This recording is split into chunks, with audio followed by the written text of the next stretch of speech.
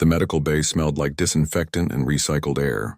Corporal Daewon Kim wiped down the examination tables for the third time that morning. Nothing ever happened at Frontier Research Station Kepler 442. It was the most boring post in the entire Human Defense Coalition, stuck at the edge of known space where nobody important ever visited. Today was different. Princess Hana of the Valthrine Empire was coming. Daewon had seen pictures of the Valthrine before. They looked like walking crystals, their bodies made of some kind of living mineral that caught light and threw rainbows across walls. Beautiful but strange. Alien in every sense of the word. The station commander had everyone running around like crazy people. Every surface had to shine. Every uniform had to be perfect. Daewon didn't understand the fuss. He was just a medic. The princess probably wouldn't even look at him. The docking bay announcement crackled through the speakers. The royal ship had arrived. Daewon continued organizing medical supplies, trying to ignore the nervous energy filling the station. He had real work to do. Someone would probably hurt themselves in all this excitement, and he needed to be ready. 3 hours later, the tour group reached the medical wing. Daewon stood at attention as they entered. Princess Hana walked in the center of a group of guards and diplomats. She was taller than he expected, maybe 7 feet, her body a deep blue crystal that seemed to glow from within. Patterns of light moved under her surface, and Daewon realized this was how her species talked. Light instead of sound. A translator device on her chest converted the light patterns to words. Her voice came out smooth and curious. She asked questions about human medicine, about how fragile human bodies were compared to crystalline forms. Daewon answered honestly. Yes, humans broke easily. Yes, they got sick often. But they also healed in ways that surprised everyone. The princess seemed fascinated. She moved closer to examine the medical equipment. Her guards followed, always keeping between her and anything potentially dangerous. Standard protection procedures. That's when the alarm started screaming. Red lights flooded the corridor outside. The station's AI voice echoed everywhere, cold and urgent. Breach detected. Hostile forces in Sector 7. All personnel to emergency stations. This is not a drill. The guards immediately surrounded Princess Hana, trying to move her back toward the docking bay. But Sector 7 was between them and the royal ship. They were trapped. Daewon's training kicked in automatically. He started pulling emergency supplies from the locked cabinet. If there was fighting, there would be wounded. His hands moved fast, grabbing trauma kits and oxygen masks. The explosion came without warning. The wall separating the medical bay from the corridor shattered inward. A strange mist poured through the hole, green and glowing, spreading like it was alive. Daewon saw one of the Valthrine guards step into it. The guard's crystal body started cracking immediately, spiderwebs of damage spreading across his surface. He fell, his body breaking into pieces before he hit the ground. Someone screamed. The translator caught Princess Hana's light patterns. Bioweapon! Everyone out! Don't breathe it. But there was nowhere to go. The mist was spreading too fast, filling the room. More guards fell, their bodies shattering. The mist was designed specifically to kill Valthrine, to break down their crystalline structure. Daewon understood in an instant. This wasn't random. This was an assassination. Princess Hana stood in the center of the room, frozen in terror. The mist was closing in around her. Her guards were dead or dying. No one could reach her. Daewon didn't think. He just moved. He grabbed the emergency oxygen tank from the wall and ran straight into the green mist. His lungs burned immediately. His skin felt like it was on fire. Every cell in his body screamed at him to stop, to run the other way, to save himself. He kept running. Princess Hana saw him coming. Her light patterns flashed in confusion. Why was this human running toward certain death? Daewon slammed into her, wrapping his arms around her crystalline form and pulling her down. He rolled them both toward the emergency decontamination shower in the corner of the medical bay. His thumb hit the activation button and water exploded from above, washing away the mist around them. But he had breathed too much of it. The bioweapon was inside him now, tearing apart his cells. He could feel his organs shutting down one by one. His vision went dark at the edges. Blood ran from his nose, his ears, his eyes. Princess Hana held him as he collapsed. Her body was cold and hard, but somehow gentle. Her light patterns flashed frantically, calling for help. Human voices shouted in the distance. The backup teams were arriving, too late for the guards, but maybe in time for the princess. Daewon tried to speak, but blood filled his mouth. He wanted to ask if she was okay. If everyone else was safe, if they stopped the attackers, darkness pulled at him. It would be so easy to let go, to stop fighting. The pain would end, but something in him refused to quit. Humans were stubborn like that. They survived things that should kill them. They adapted. They held on when any reasonable person would let go. Medical teams swarmed around them. Someone pulled Princess Hana away. Hands grabbed Daewon, lifting him onto a stretcher. Voices talked about his vitals, about toxin levels, about survival chances. The numbers they said were bad. Really bad. They rushed him to the emergency medical pod. The clear cover sealed over him and machines hummed to life. Chemicals flooded his system, trying to fight the bioweapon, destroying him from the inside. Through the pod's cover, Daewon saw Princess Hana standing nearby. She was covered in his blood, her blue crystal stained red. She refused to move when the diplomats tried to lead her away. Her hand pressed against the pod's cover. Her light patterns were slow now, sad. The translator spoke her words. "Please live, human, please." Daewon wanted to answer, to tell her he would try. But his body wouldn't obey anymore. The darkness was winning. His last thought before everything went black was simple. At least she was safe. That's what mattered. He was a medic.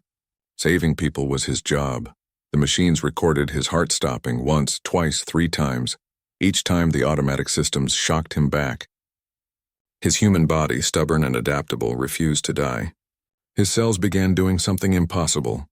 They started fighting back against the alien toxin, learning how to survive it.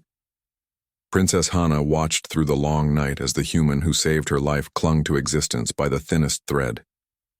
She had never seen anything like it. Valthrine either survived or died. There was no middle ground, no desperate struggle like this. Humans were strange, fragile and weak in so many ways, but also incredibly, impossibly strong. 3 weeks passed. Daewon remained in the medical pod, hovering between life and death. Princess Hana visited every day, holding vigil beside his sleeping form. She felt responsible. He sacrificed everything for her. On the 22nd day, his eyes opened. The first face Daewon saw was Princess Hana. She glowed brighter when she realized he was awake. Her light patterns danced with joy and relief. His throat was dry. Speaking hurt, but he managed to whisper the words. "Did we win?"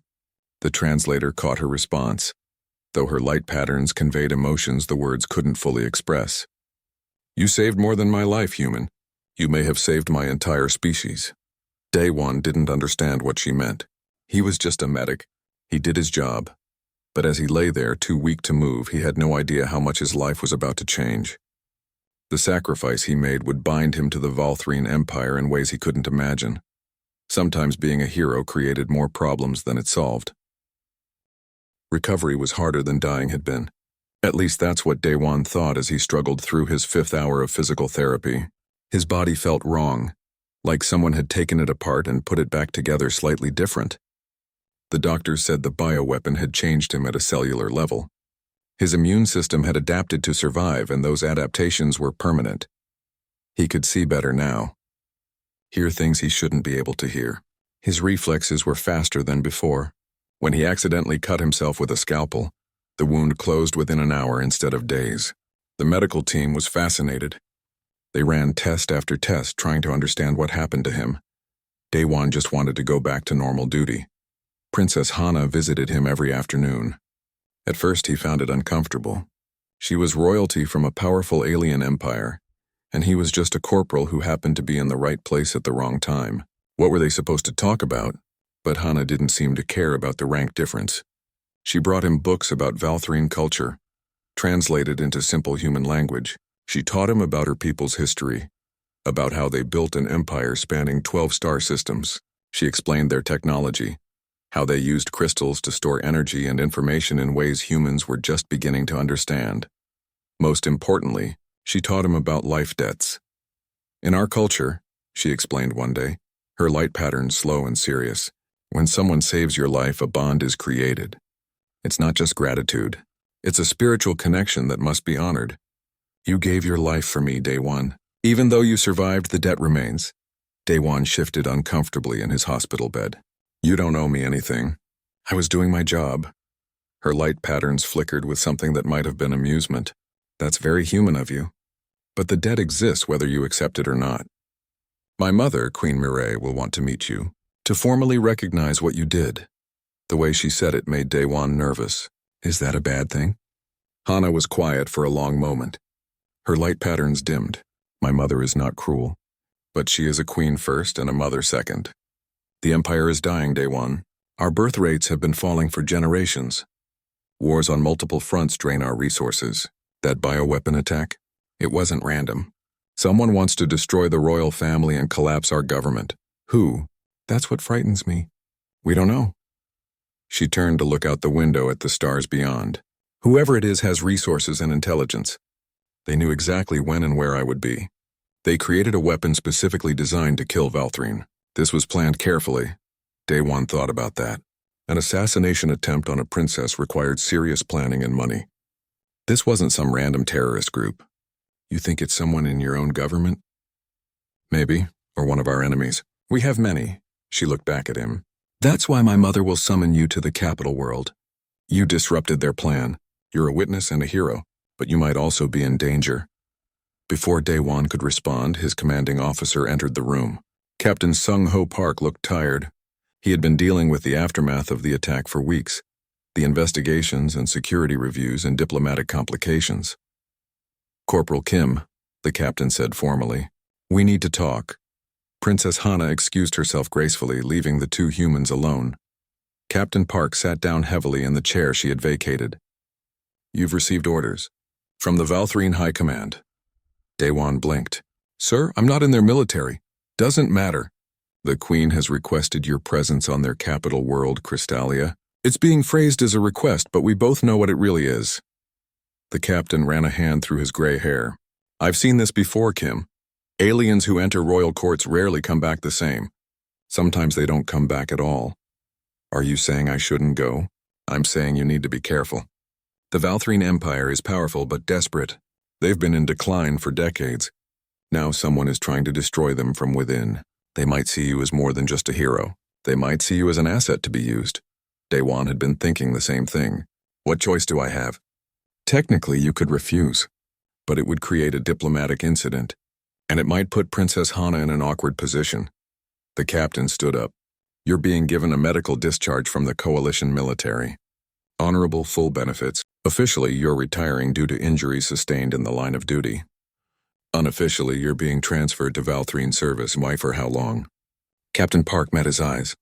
That's the question, isn't it? Life debts in their culture can last years. Decades even. You saved a princess, Kim. That's not a small thing. After the captain left, Daewon sat alone with his thoughts. His life had been simple before.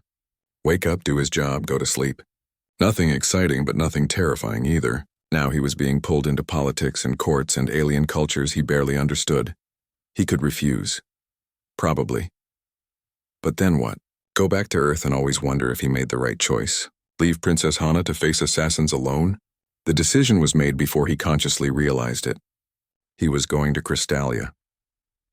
2 days later, he stood in the docking bay of the royal flagship called the Eternal Dawn. The ship was beautiful in a way that hurt to look at. Its hull was made of transparent crystal that caught starlight and bent it into impossible colors. Inside, everything glowed softly with bioluminescent light. The crew stared at him as he walked aboard. He was the first human to ever set foot on a Valthrine capital ship. Some looked curious. Others looked hostile. Daewon kept his face neutral and followed Princess Hana to his assigned quarters. The room was designed for Valthrine physiology. Too tall, too cold, too bright. But there was a bed at least. Human-sized, probably added just for him. The journey will take 2 weeks, Hana explained. Feel free to explore the ship. Most of the crew speak basic human languages. They'll help if you need anything. After she left, Daewon sat on the bed and felt the ship's engines hum to life beneath him. They were leaving human space, heading deep into the Valthrine Empire. He was truly committed now. The first week passed slowly. Daewon explored the ship carefully, trying not to get in anyone's way. The crystal corridors played tricks on his eyes, reflecting and refracting light until he couldn't tell which way was up. The crew watched him constantly but rarely spoke to him.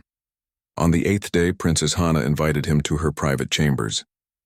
They sat in a room that looked out on the stars rushing past as the ship traveled faster than light. I need to tell you something. she said. Her light patterns were troubled.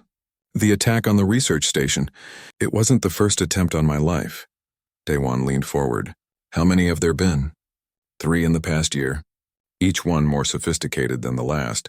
My mother has tried to keep it quiet to prevent panic, but someone is very determined to kill me.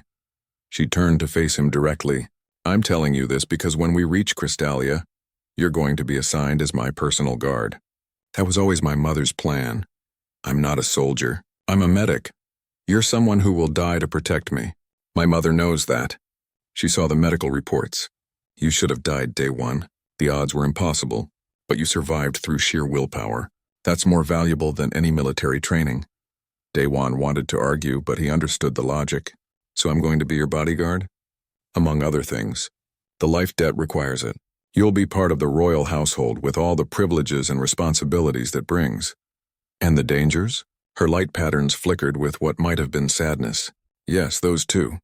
On the 14th day, they emerged from faster-than-light travel. Through the observation window, Daewon saw Crystalia for the first time. The planet was breathtaking. Purple skies swirled with clouds that glowed from within. The surface was covered in cities made entirely of crystal, towers reaching kilometers into the atmosphere. Everything reflected light, making the whole planet seem to glow like a jewel.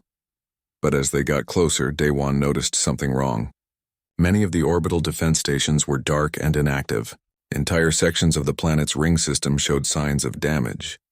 The Empire might be beautiful, but it was clearly struggling. Princess Hana stood beside him, watching his reaction. Welcome to Crystalia, home of the Valthrine Empire, and quite possibly your new home. The ship descended through the atmosphere, heading for the capital city. Daewon watched as they approached a massive crystal palace that dominated the landscape. Somewhere in that palace, Queen Mireille was waiting.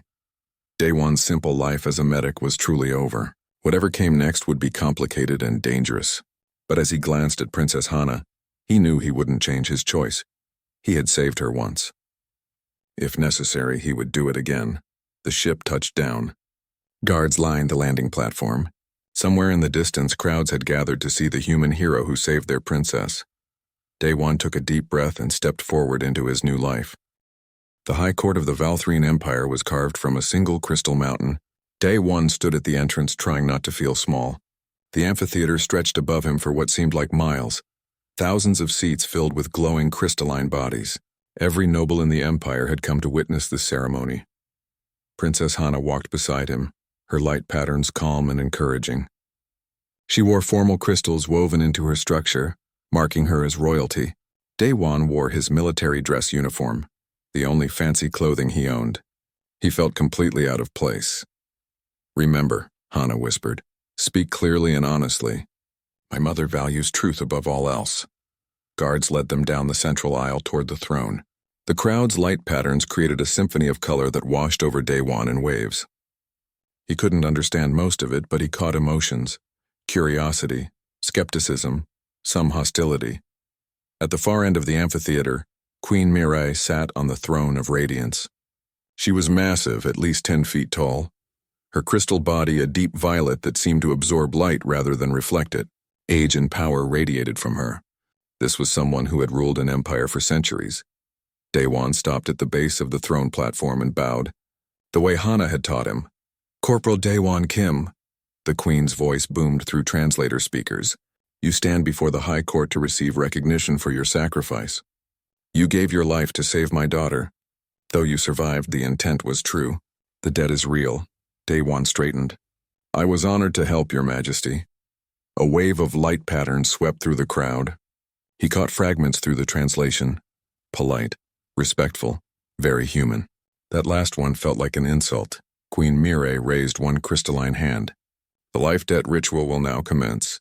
Daewon Kim, do you accept the bond that connects you to Princess Hana? Do you swear to honor this connection above all other duties? Hana had prepared him for this. He recited the words carefully in Korean first, then in the basic Valthrine language he had been practicing.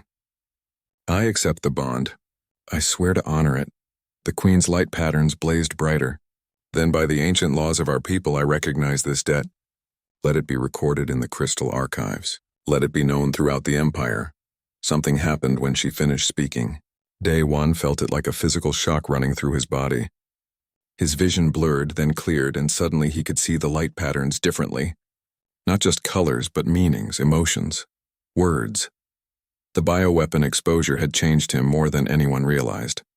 He was starting to understand the Valthrine on their own terms. A noble near the front stood up abruptly. His light patterns flashed angry red. The translator caught his words. "Your Majesty, I must object." Queen Mireille's patterns cooled. "Speak, Chancellor Taejun." The Chancellor was old, his crystal body showing stress fractures that marked centuries of life. This human is a primitive mammal. To accept him into the royal circle sets a dangerous precedent. We are Valthrine. We do not mix our noble houses with lesser species. Murmurs of agreement rippled through some sections of the crowd.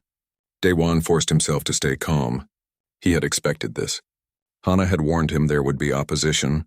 Queen Mireille's voice turned cold. "You question my judgment, Chancellor?"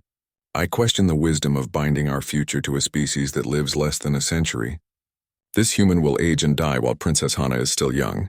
What purpose does this serve?" Before the queen could respond, another voice cut through the chamber. "It serves the purpose of survival." Everyone turned. A woman made of pale blue crystal walked down a side aisle. Her light patterns indicated she was high-ranking nobility. Daewon caught her name from the crowd's reaction. Lady Jiwoo, Hana's closest friend and lady-in-waiting. "The Chancellor forgets," Jiwoo continued, "that someone tried to assassinate Princess Hana. Someone with resources and knowledge to create a bioweapon specifically designed to kill Valthrine. This human survived that weapon, more than survived. He adapted to it. That makes him valuable beyond measure." Chancellor Taejun's patterns darkened. One lucky survivor does not change the nature of his species. Luck had nothing to do with it. This speaker was built like a warrior, his crystal body reinforced with metal alloys.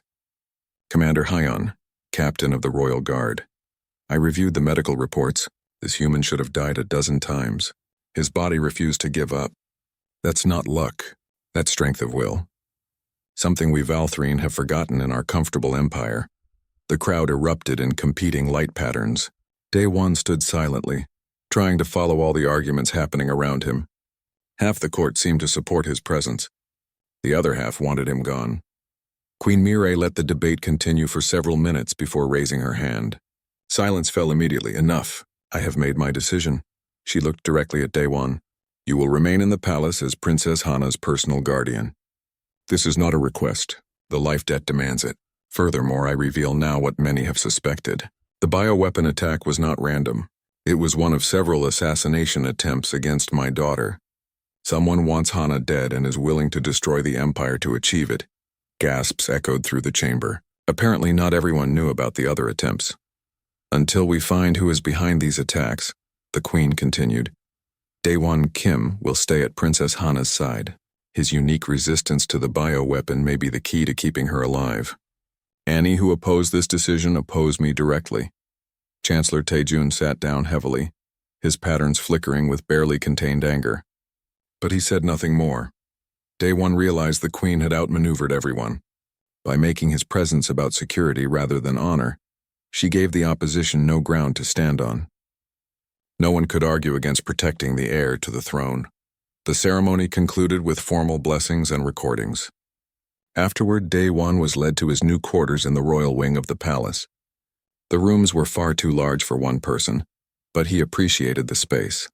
Lady Jiwoo visited him that evening. She was smaller than Hana, her crystal structure more delicate, but her light patterns showed sharp intelligence. "You handled yourself well today," she said. "Most humans would have panicked when Chancellor Taejun attacked you verbally." Daewon shrugged. "I've had angry patients before. You learn to stay calm. The Chancellor is more dangerous than an angry patient. He leads the traditionalist faction. They believe the Valthrine are superior to all other species. They see your presence here as an insult. What do you believe?" Jiwoo's patterns flickered thoughtfully. "I believe Hana is my friend. I believe she's in danger. I believe you saved her life. That's enough for me." She moved toward the door, then paused. "Commander Hyun wants to meet you tomorrow. He'll test your abilities. Try not to fail too badly." After she left, Daewon explored his quarters more carefully.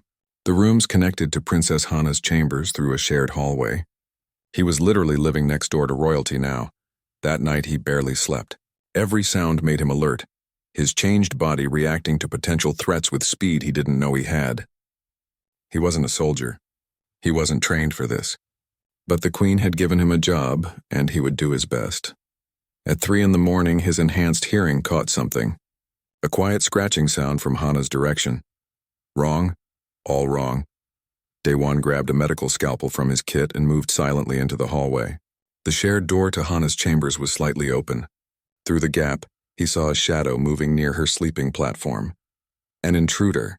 Training took over. Not military training, but medical training. Stay calm, assess the situation. Act decisively. The intruder was Valthrine, but wrong somehow. His crystal body looked corrupted.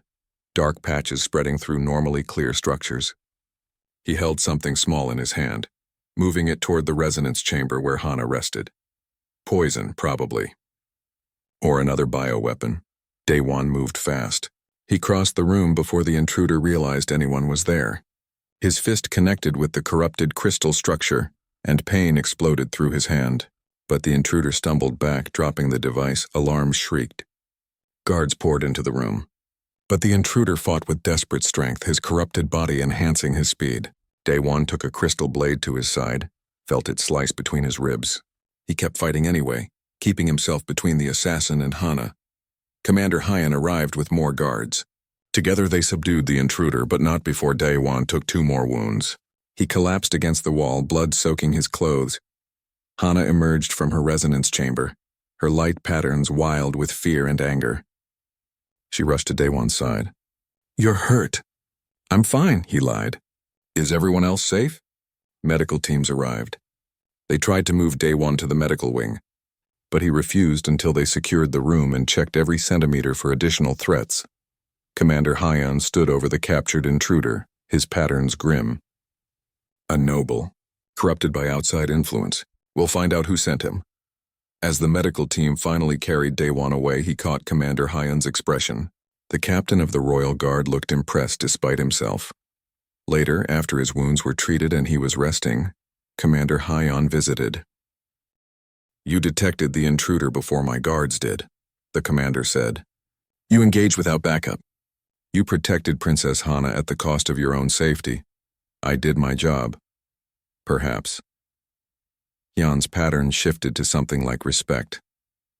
3 days after the assassination attempt, Queen Mire summoned Daewon and Commander Hyan to her private chambers. The room was smaller than the throne room, but somehow more intimidating. Ancient crystal artifacts lined the walls, each one pulsing with stored memories and history. "The intruder has confessed," the Queen said without preamble. Her light patterns were exhausted. Under interrogation, he revealed that he was corrupted by outside agents. Promises of power, threats against his family, the usual methods. Commander Hyan's patterns flashed anger. "Did he name his handlers?" "He gave us a name, Dr. Kwan, a Valthrine scientist who disappeared 5 years ago. We believed he was dead." The Queen turned to face a holographic display showing financial records. But according to these records, Dr. Kwan has been very much alive. And very busy.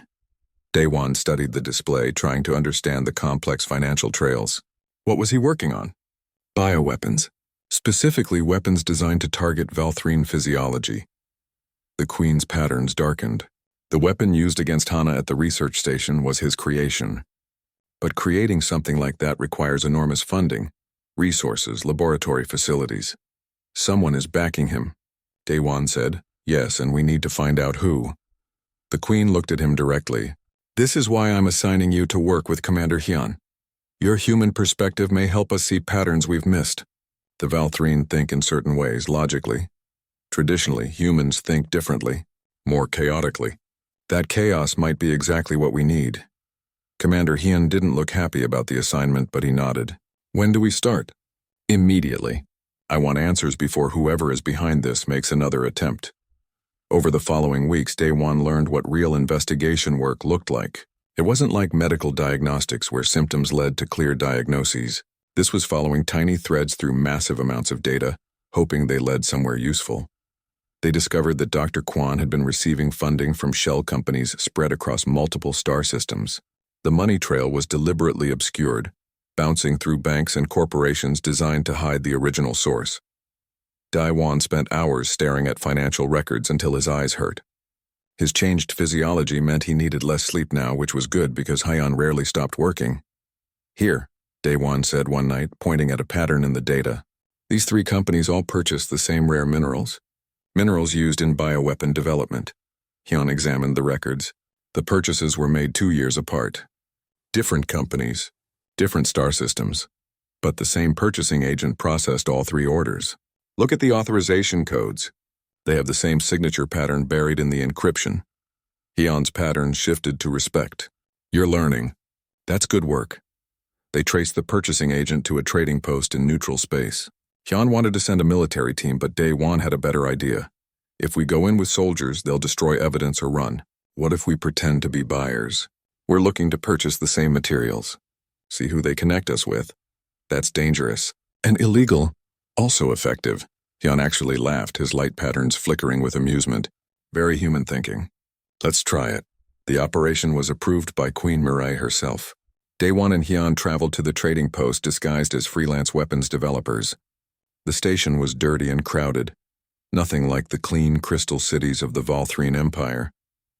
They met with the purchasing agent in a backroom bar that smelled like chemicals and desperation. The agent was a small alien species Daewon didn't recognize, all tentacles and suspicious eyes. We're looking for specific materials, Hyun said, his translator device altering his voice. Same ones you sold to Dr. Kwan. The agent's tentacles went rigid. Don't know that name. Daewon leaned forward. We're not law enforcement.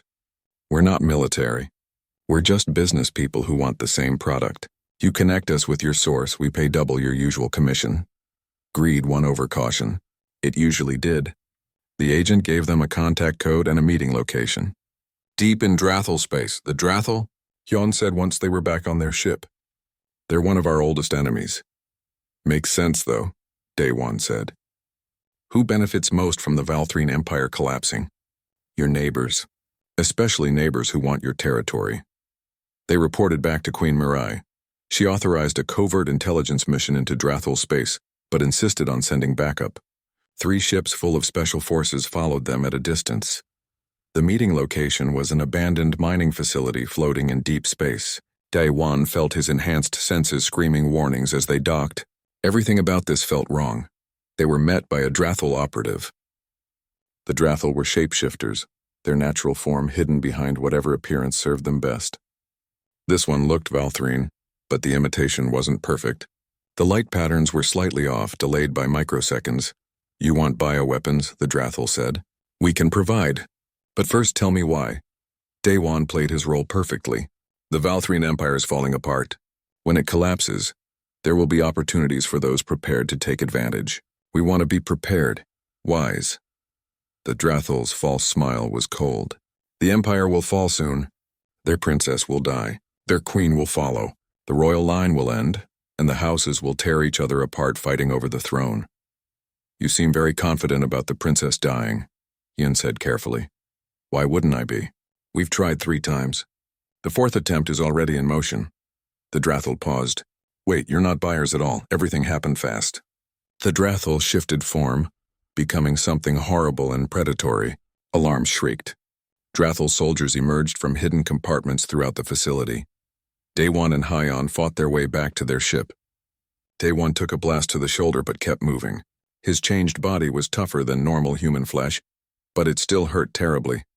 They made it to their ship and launched just as the backup forces arrived. The battle was brief and brutal. They captured 3 Drathel operatives, but the lead agent escaped, triggering self-destruct charges that destroyed the facility. Back on Crystallia, they presented their findings to Queen Mirai. The evidence was clear. The Drathel Collective was behind the assassination attempts. They had been systematically infiltrating the Valthrine Empire for years, replacing nobles with sleeper agents. How deep does the infiltration go? The Queen asked. We don't know yet, Hyun admitted. But if they've placed agents among the nobility, they could be anywhere, anyone. Daewon had been thinking about this. Chancellor Taejun. He opposed my presence from the beginning. What if he's trying to keep attention away from the real threats? The Queen's patterns flickered with concern. Taejun has served the Empire for 3 centuries. If he's been compromised, We should investigate him, Day One said. Carefully, they set up surveillance on the Chancellor. For 2 weeks, nothing suspicious appeared. Then late one night, Taejun left the palace through a hidden exit and traveled to an abandoned sector of the city. Daewon and Hyun followed, bringing minimal backup. They watched as Taejun met with 3 other nobles in a ruined crystal building. Through surveillance equipment, they heard everything. Taejun was coordinating the next assassination attempt. He was giving orders about security patterns and safe times to strike. His light pattern showed none of the stress or corruption they had seen in the previous assassin, because he wasn't corrupted. He wasn't being controlled. He was a willing traitor. We need to arrest him now, Hyun said, but Daewon saw something else. Wait, he's about to trigger something. Taejun pulled out a small device. When he activated it, the building began glowing with unnatural light. Not Valthrine technology, Drathel, it's a trap, Daewon realized. He knows we're here. They tried to retreat, but Drathel nanobots erupted from the walls. Microscopic machines that ate through crystal and organic matter alike. They swarmed toward the surveillance team. Everyone out, Hyun ordered. Fall back to the palace. But the nanobots were spreading too fast. They would reach the palace within minutes. Thousands of civilians would die. Daewon made a decision. I'll stay and contain them. My body survived the bioweapon. Maybe I can survive these too. That's suicide, Hyun said. Maybe. But it's better than letting them reach the palace. Daewon didn't give anyone time to argue. He ran toward the swarm of nanobots, pulling out every chemical compound he had in his medic kit. He started mixing them, creating crude containment foam. The nanobots hit him like acid, eating through his clothes and skin. But his changed physiology was fighting back, his cells adapting in real time. He spread the foam in a circle, creating a barrier. Behind him, Hyun and the backup team evacuated civilians and called for specialized containment units. But it would take time they didn't have. Daewon felt the nanobots trying to consume him. His body was learning, adapting, producing antibodies against the machines. It hurt worse than anything he had ever experienced. But he stayed in place, maintaining the barrier, buying time for everyone else. When the containment teams finally arrived, the explosion that destroyed the royal palace happened 3 weeks after they arrested Chancellor Taejun. Daewon was in the archives when it hit, deep underground searching through old records. The blast wave threw him against a crystal wall and the ceiling began collapsing. He woke up in a temporary medical facility, his body covered in new injuries. The doctors looked exhausted, overwhelmed by the sheer number of casualties. Princess Hana? He asked immediately. Safe. She was with Queen Mireille in the reinforced throne room when it happened. They both survived. The doctor's patterns dimmed, but thousands didn't. The entire western wing of the palace is gone. Daewon forced himself out of bed despite protests. His changed body was already healing, knitting bones and repairing tissue at an impossible rate. He had to see for himself. The palace was devastated. What had been beautiful crystal architecture was now rubble and destruction. Rescue workers dug through the debris looking for survivors. The air smelled like burned crystal and death. He found Princess Hana coordinating rescue efforts, her light patterns exhausted but determined. When she saw him, relief flooded through her. You're alive, she said, so are you. That's what matters, is it? Her patterns flickered with something dark. Thousands are dead, Daewon. Our home is destroyed, and this is just the beginning. The Drathel won't stop now. They sense weakness. She was right. Within days, reports came flooding in. Border systems were declaring independence. Pirates raided supply convoys. 3 minor houses challenged Queen Mireille's authority, claiming the royal family had failed to protect the empire. The Drathel Collective massed invasion fleets along the border, waiting for the perfect moment to strike. Queen Mireille called an emergency council meeting in what remained of the throne room. The once magnificent chamber was now held together by temporary supports and force fields. We have 2 choices, the Queen said, her patterns showing the weight of centuries. Surrender to the Drathel, become a vassal state and preserve what remains of our people. Or fight a war we cannot win and watch the empire burn. Silence filled the room. No one wanted to speak the truth, everyone knew. The Valthrine couldn't win. Not alone. Daewon had been thinking about this for days. He raised his hand hesitantly. Your Majesty, there's a third option. Every Valthrine in the room turned to look at him, a human speaking at a crisis council. Unprecedented, what option? The Queen asked. Don't fight alone. Form alliances. Day one stepped forward. The Valthrine Empire has been isolated for centuries because you believed you were superior to other species. But there are dozens of civilizations in this galaxy who fear Drathal expansion just as much as you do. Offer them alliance. Build a coalition.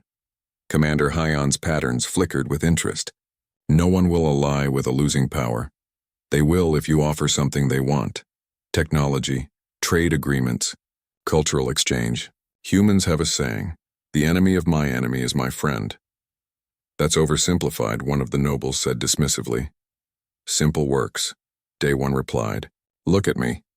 I'm proof that cooperation between species is possible. I'm human, serving in your royal household. I've saved Princess Hana's life multiple times. If a human medic can do that, imagine what whole civilizations could accomplish working together.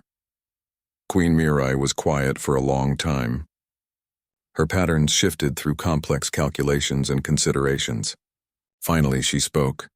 Hana, you will lead a diplomatic mission to our neighboring systems, seek alliances, offer concessions if necessary.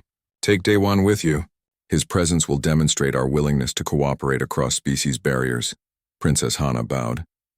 I will not fail, Mother. See that you don't. The Empire's survival depends on this mission. Within a week, they departed on a hastily repaired diplomatic ship. The crew was small, security was minimal. They couldn't afford to waste resources on ceremony when every soldier was needed to hold the borders. Their first stop was the Mulkari Confederation, a cluster of industrial worlds that had fought border wars with the Valthrine for decades. The Mulkari were insect-like with hard shells and compound eyes. They greeted the diplomatic mission with obvious suspicion. Why should we help you?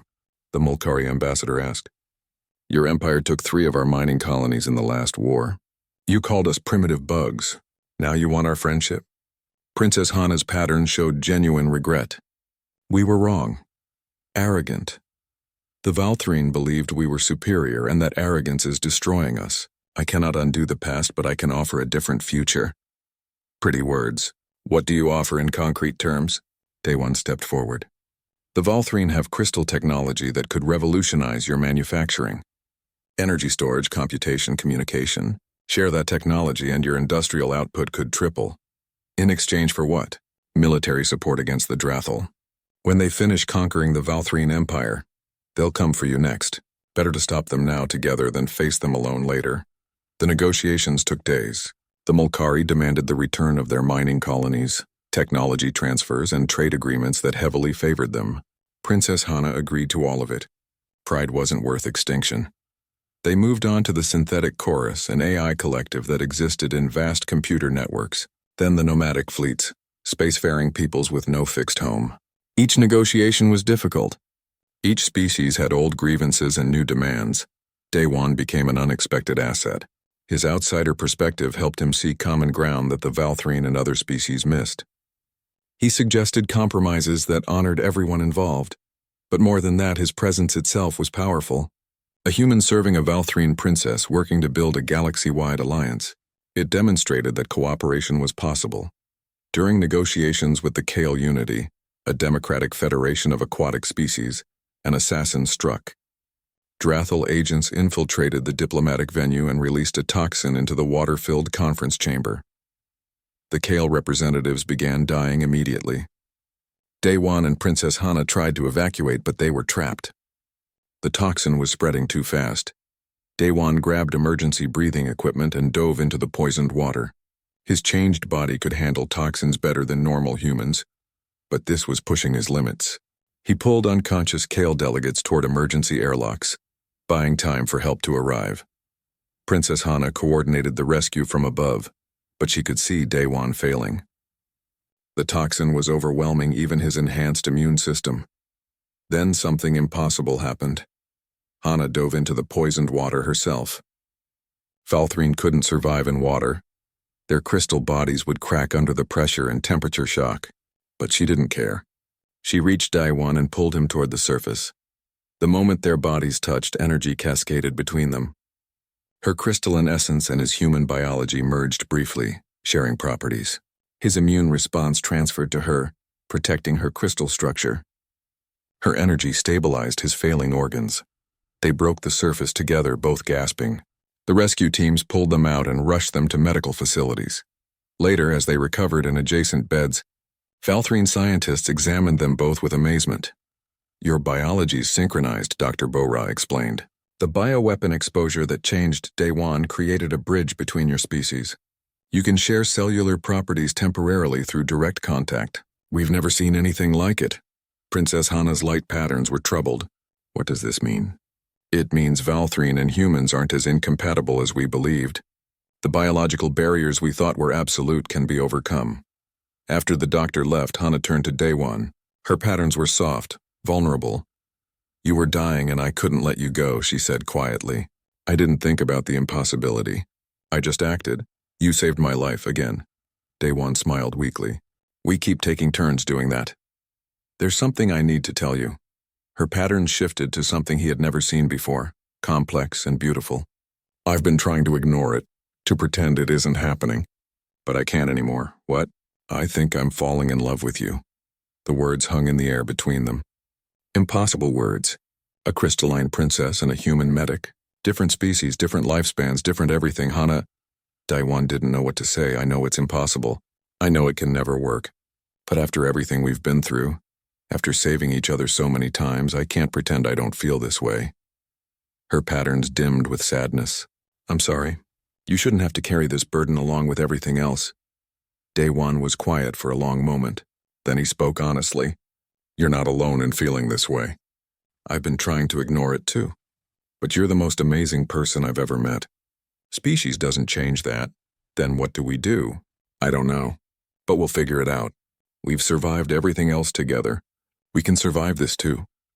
Lady Jiwoo found them later, her patterns showing concern and understanding. She had figured out what was happening between them long ago. "You both know this will cause problems," she said gently. "If people find out, it could threaten the alliances you're building. Many species aren't ready to accept love between such different forms." "We know," Princess Hana said. "We'll be careful. Be more than careful. Be smart.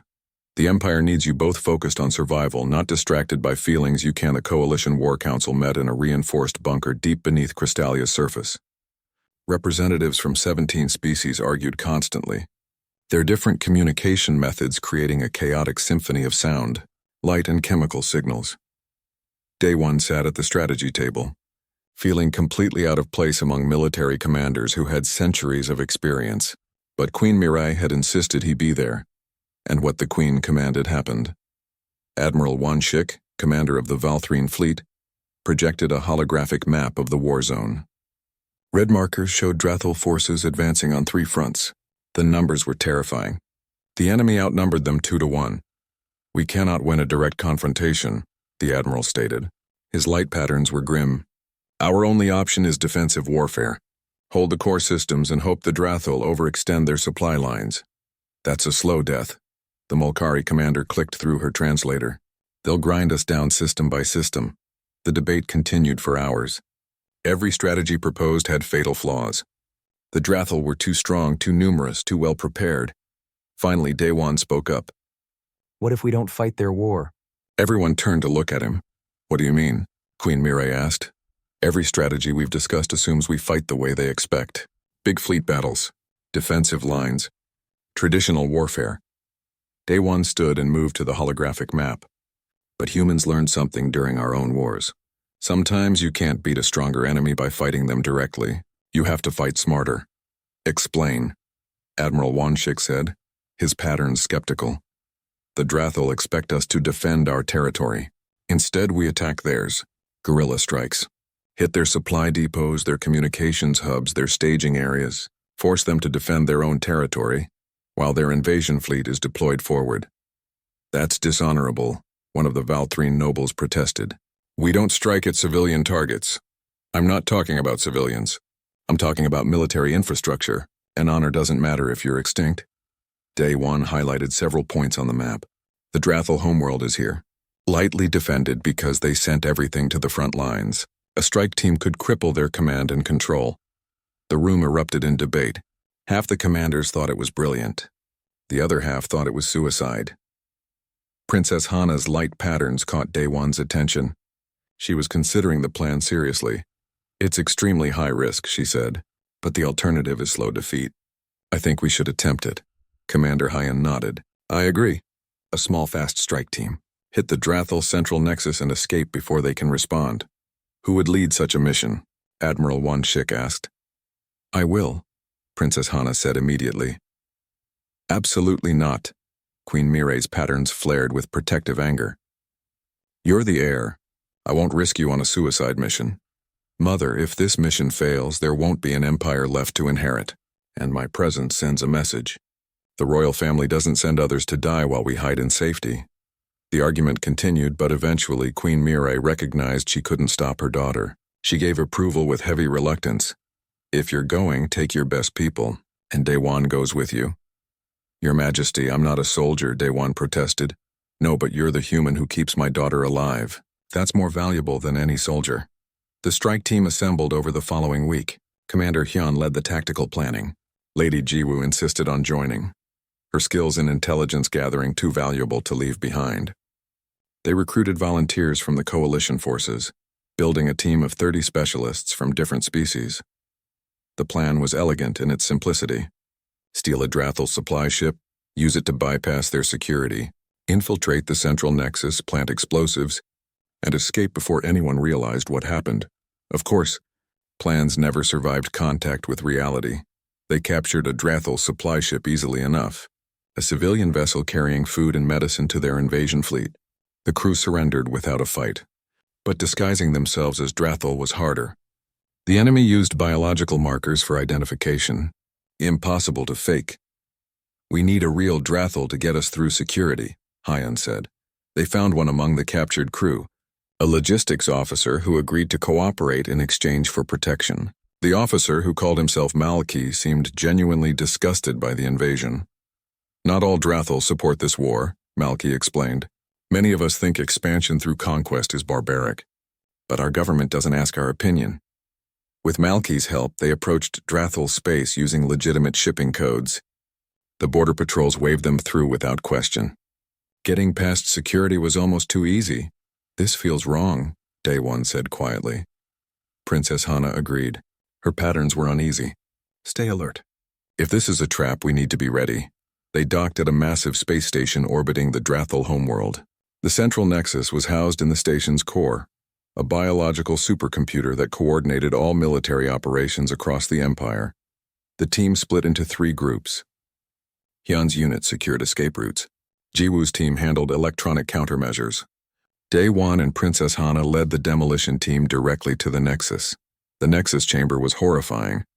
Thousands of organic cables connected to a pulsing mass of bioengineered brain tissue. It was alive, conscious in some terrible way, processing millions of calculations every second. We plant the explosives here and here, Hyun indicated on the map.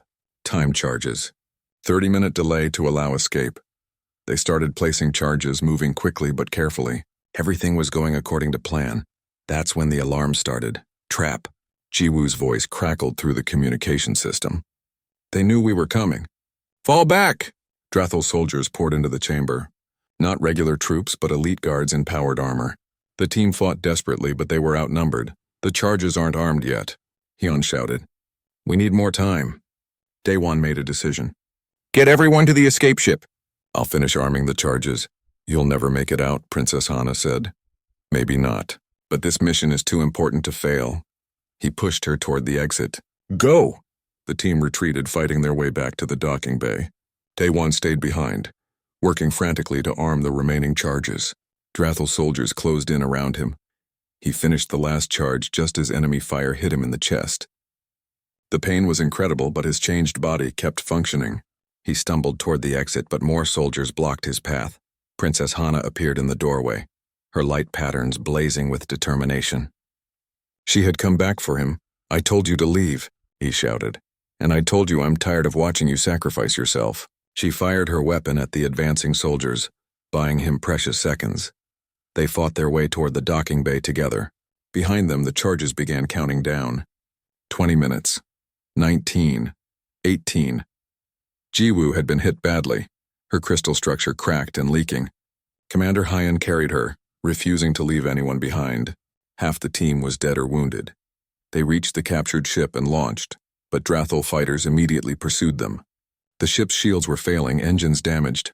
"We're not going to make it," the pilot reported. Daewon looked at Princess Hana. They were out of options, out of time. The charges would detonate in 10 minutes, destroying the Nexus, but also everyone still within the blast radius. There was only one escape pod. Meant for emergency use, it could carry one person to safety. Princess Hana saw it at the same moment Daewon did. They both moved toward it, but she was faster. "No," Daewon said. "You're going in that pod. You're more important. The Coalition needs your strategic thinking. The Empire needs its air." They argued while the ship fell apart around them. 5 minutes until detonation, please," Daewon begged. "I've already died once for you. Let me do it again." Princess Hana's light patterns shifted through emotions too complex for words. Love, grief, determination. She moved close to him, close enough that their bodies touched and that strange resonance happened again, their biologies briefly merging. In that moment of connection, she could feel everything he felt. His willingness to die, his hope that she would live. His love for her burning brighter than any star. She could also feel his exhaustion, all the injuries he had accumulated, the times he had pushed his body beyond its limits. He was running on willpower alone. "I'm sorry," she whispered. Then she used her superior strength to physically force him into the escape pod. "Hana, no!" Daewon slammed his fists against the pod's interior, but the hatch was already sealing. "Tell my mother I did my duty. Tell the Coalition to keep fighting." Princess Hana's light patterns were calm now, accepting. "And know that I love you. That's enough." The pod launched automatically, rocketing away from the dying ship. Daewon watched helplessly through the small viewport as the Nexus station exploded. The blast consumed everything within 1,000 kilometers. The escape pod's emergency beacon activated, transmitting his location to Coalition forces. They would find him eventually. Rescue him, but Princess Hana was gone. The heir to the Valthrine Empire. The person he loved, sacrificed to save him. The Coalition fleet found him 3 hours later, drifting in the debris field. They pulled him aboard and tried to celebrate their victory. The Nexus was destroyed. The state funeral lasted 3 days. Representatives from all 17 Coalition species attended, filling the rebuilt crystal amphitheater with their various forms of mourning. Princess Hana's empty coffin sat at the center, carved from pure white crystal.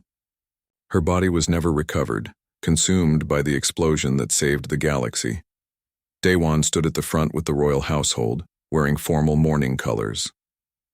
He couldn't speak, couldn't cry. He felt hollow inside, like someone had removed everything important and left only the shell. Queen Mirae conducted the ceremony with ancient dignity, but Daewon could see the cracks in her composure. She had lost her daughter, her only heir. The royal bloodline of the Valthrine Empire ended with her. After the ceremony, Daewon requested permission to leave Crystallia, to return to Earth. He had nothing left here except painful memories. "Permission granted," Queen Mirae said. Her light patterns were exhausted, aged centuries in the week since Hana's death. "You served the Empire with honor. You saved countless lives. You are free to go." Ambassador Young-Su arranged transport. Daewon packed his few belongings, preparing to leave the palace forever. He stood in his quarters one last time, looking out at the crystal city where he had spent the strangest months of his life. A knock at his door pulled him from his thoughts. Commander Hyun stood in the hallway. "The Queen requests your immediate presence," Hyun said. His patterns were strange, urgent but also hopeful somehow. "I already said goodbye to her. This is different. Come. Now." Something in Hyun's tone made Daewon follow without further questions. They descended through the palace, going deeper than he had ever been before. Down to levels he didn't know existed. They reached a massive sealed door carved with ancient symbols. Royal guards flanked it, their weapons drawn. Queen Mirae waited beside the entrance, and with her stood the palace's chief scientist, Dr. Bo-Ra. "What's going on?" Daewon asked. Queen Mirae's light patterns were complex, layered with hope and fear and something that might have been guilt. "I need to show you something. Something only 3 people in the entire Empire know about." She placed her hand on the door's control panel. It recognized her genetic signature and opened slowly, revealing a chamber beyond that glowed with soft blue light. Daewon stepped inside and froze. In the center of the chamber stood a massive crystal formation, easily 20 feet tall. It pulsed with rhythmic light like a heartbeat, and within the light he could see patterns, familiar patterns. "That's impossible," he whispered. "When a Valthrine dies violently," Dr. Bora explained, "their body is destroyed, but our consciousness, our essence, is stored in our crystalline matrix. In rare cases, if the matrix isn't completely obliterated, that essence can survive." Daewon moved closer to the crystal formation. The patterns inside were growing stronger, more defined. He recognized them now. Light patterns he had seen hundreds of times. "Hana," he breathed. "When the explosion happened, Princess Hana's physical body was destroyed," Queen Mire said. Her patterns trembled with emotion, but at the moment of death her consciousness entered a state of quantum preservation. "She's alive, Daewon. Not in any way we fully understand, but alive. Why didn't you tell me?" Daewon felt anger rising through the grief. "I've been mourning her for weeks." "Because we didn't know if it was possible to save her," Dr. Bora said gently. "She exists as pure thought and light right now. No physical form. No way to interact with the material world. She's trapped between life and death." Daewon pressed his hand against the crystal formation. He felt warmth and the patterns inside shifted toward his touch. "There is one theoretical way to restore her," Dr. Bora continued. "Biological bonding. A compatible life form could serve as a temporary host, allowing her consciousness to stabilize and regenerate a new crystalline body." Daewon understood immediately. "You want me to be the host?" "You're the only option," Queen Mire said. "The bioweapon exposure created a bridge between human and Valthrine physiology. When you and Hana touched during the attack on the Kale Unity, your biology synchronized. You're compatible in a way no other being in the galaxy is." "What's the risk?" Daewon asked. Dr. Bora's patterns dimmed. "Significant. The bonding process could kill you. Your consciousness might be overwhelmed by hers. Even if successful, you'll be permanently changed. Neither fully human nor Valthrine. Your life expectancy becomes unknown. You might lose memories, personality traits, your sense of identity. And if I refuse, Princess Hana remains trapped in this state until her essence finally dissipates. Weeks, maybe months. But eventually she'll be truly gone." Queen Mire stepped forward. Her ancient patterns showed vulnerability Daewon had never seen before. "I'm not ordering you. I cannot order this. What I'm doing is begging. Please save my daughter one more time." Daewon looked at the crystal formation, at the light patterns that were unmistakably Hana. She had sacrificed herself to save him. How could he do anything less for her? "What do I need to do?" Relief flooded through Queen Mire's patterns. "Dr. Bora will explain the procedure. And Daewon, thank you. Whatever happens, thank you." The preparation took 2 days. Daewon underwent medical scans and genetic mapping. Dr. Bora explained the process carefully. His body would serve as a biological anchor, allowing Hana's consciousness to stabilize. Over time, she would regenerate her crystalline structure using his changed cells as a template. "The bonding will be intimate," Dr. Bora warned. "Your minds will merge temporarily. She'll experience your memories, your emotions. You'll experience hers. There will be no secrets between you." "I understand." On the 3rd day, they began the procedure. Daewon was placed in a special chamber connected directly to Hana's crystal formation. Cables of living crystal attached to his body, creating pathways for consciousness transfer. "Once we start, there's no stopping," Dr. Bora said. "Are you ready?" Daewon took a deep breath. "I'm ready." The activation was instantaneous. One moment he was himself, alone in his own mind. The next, someone else was there with him. Hana. Her consciousness flooded into his and his flowed into hers. Memories cascaded between them. He experienced her childhood in the crystal palaces, the weight of royal duty, the loneliness of being the only heir. The fear when assassination attempts began, the moment she first saw him, bleeding and dying from the bioweapon. She experienced his memories too, growing up on Earth, joining the military, the boredom of frontier postings, the moment he decided to run into the poison cloud to save her, and beneath all the memories, emotions, her love for him burning bright and impossible. His love for her equally strong, equally forbidden.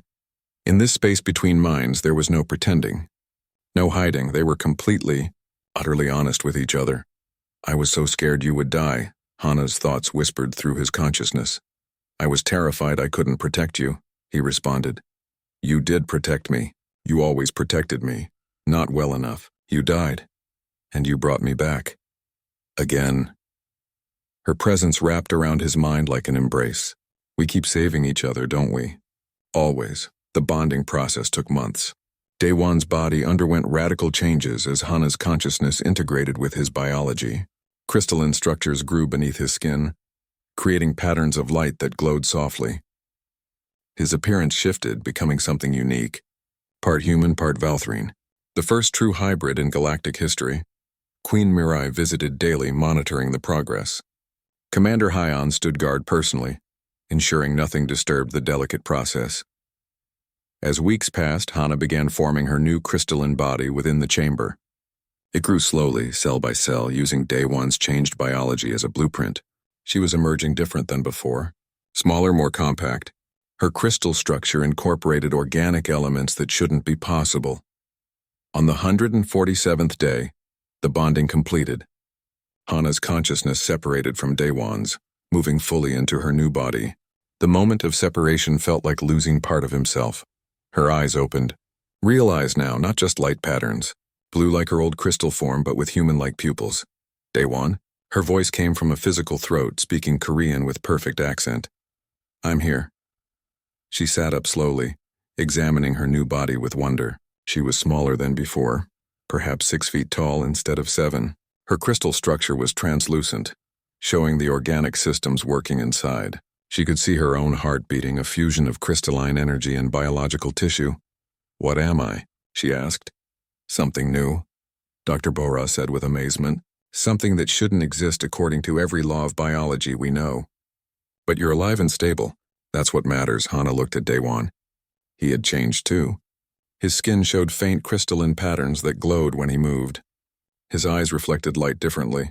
They were both transformed by what they had shared. Can you still feel it? She asked quietly. The connection? He nodded. Even separated, he could sense her emotions, her presence. The bonding had created something permanent between them. Queen Mirai entered the chamber, her light patterns blazing with joy and relief. My daughter, you're truly back.